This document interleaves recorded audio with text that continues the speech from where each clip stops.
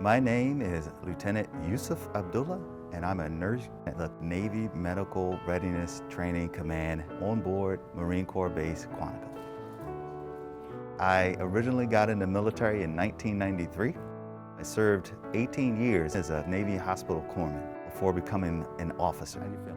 Okay. I come from a very religious family, so the need to give back and to care for people is kind of ingrained in me. Good morning, ma'am. Right this way, please. Right now, I'm in charge of the COVID vaccination clinic here on board Marine Corps Base Quantico. We're gonna get a full 50 in the room here now. For the sailors and Marines that we mentor here, if you've already done it online, the coolest part is that they are absorbing all this knowledge about the vaccine and its benefits, providing that care to the patients, and getting as many people vaccinated as possible.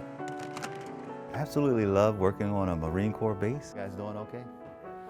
Marines are actually a branch of the Navy.